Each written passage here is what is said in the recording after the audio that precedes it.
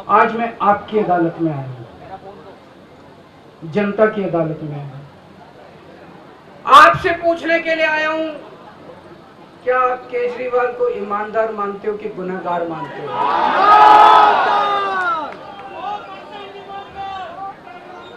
मैं दिल्ली की जनता से पूछना चाहता हूं, मैं देश की जनता से पूछना चाहता हूं कि क्या केजरीवाल ईमानदार है कि गुनहगार है?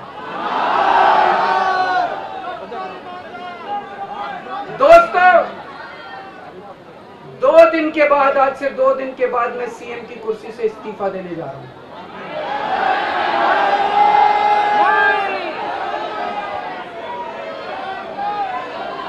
और मैं तब तक सीएम की कुर्सी पे नहीं बैठूंगा जब तक जनता अपना फैसला ना सुना दे।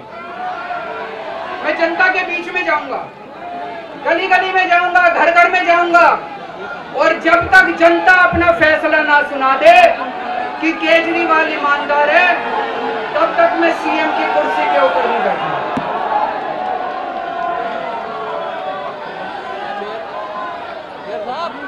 आज से कुछ महीने बाद चुनाव है, कल तुम्हारी हालत दिल्ली के चुनाव है। मैं जनता को निवेदन करना चाहता हूं, अपील करना चाहता हूं, अगर आपको लगता है केजरीवाल ईमानदार है, मेरे पक्ष में वोट दे देना। अगर आपको लगता है केजरीवाल गुनहगार है, मेरे को वोट मत देना। आप अगर मेरे को, अपराध का एक एक वोट मेरी ईमानदारी का सर्टिफिकेट होगा। अगर आप मेरे को वोट देके जिताओगे और अगर आप कहोगे कि केजरीवाल ईमानदार है, तो चुनाव के बाद, उसके बाद जाके मैं सीएम की कुर्सी पे बैठूंगा। तब तक मैं सीएम की कुर्सी पे नहीं।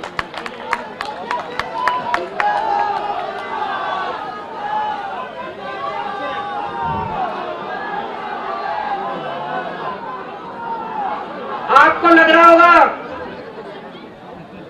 अभी अभी जेल से रिहा होके आया है, ये कैसा क्यों बोल रहा है? अभी अभी जेल से रिहाई होके आया है, अब ये इस्तीफा क्यों दे रहा है?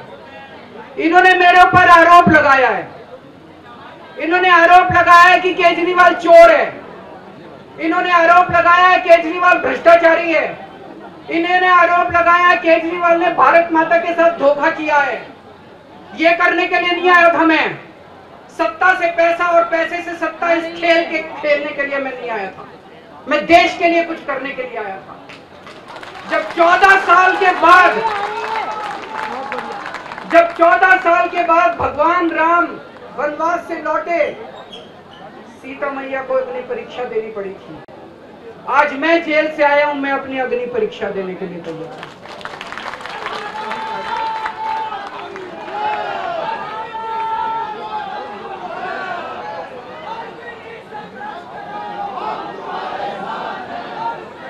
ये कुछ लोग बोल रहे हैं सुप्रीम कोर्ट ने कुछ कंडीशंस लगाई हैं, काम नहीं कर पाएंगे।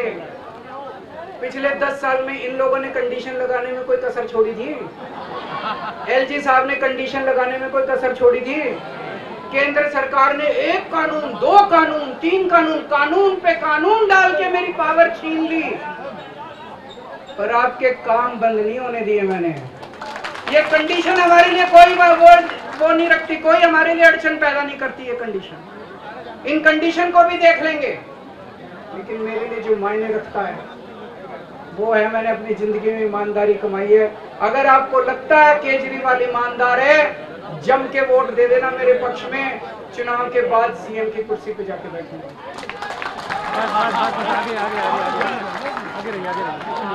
फरवरी में चुनाव है। आज इस मंच से मैं मांग करता हूं कि ये चुनाव नवंबर में कराए जाए, महाराष्ट्र के साथ कराए जाए, तुरंत कराए जाए चुनाव। और जब तक आपका फैसला नहीं आएगा, तब तक मैं जिम्मेदारी नहीं संभालूंगा। और मैं जब तक चुनाव नहीं होते, मैंने जैसे बताया 2 दिन के बाद मैं अपना इस्तीफा दूंगा।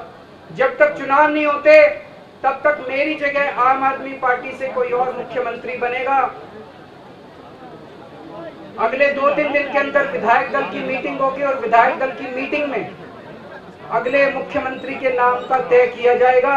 ये देखो मैं मनीष जी से बात कर रहा हूं। आपने कैमरा लाइव जा रहा है, हिल गया। जो पीड़ा मेरे मन में है, वो पीड़ा मनीष जी के मन में भी है। इनके लिए भी वही सब कहा गया जो मेरे लिए कहा गया है। मनीष जी का भी कहना है कि ये दिल्ली के उप मुख्यमंत्री और शिक्षा मंत्री और मंत्री का पद तभी संभालेंगे जब दिल्ली की जनता कहेगी कि मनीष सिसोदिया ईमानदार है। तो मैं और मनीष सिसोदिया हम दोनों का फैसला आपके हाथ में है, जनता के हाथ में है।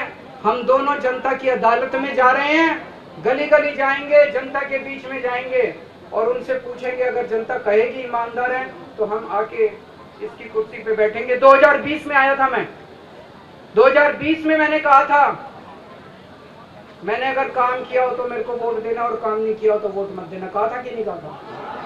आज मैं आपके बीच में आया हूं, मैं कह रहा हूं अगर मैं ईमानदार हूं तो वोट देना, अगर मैं बेईमान हूं तो वोट मत देना, बिल्कुल मत देना।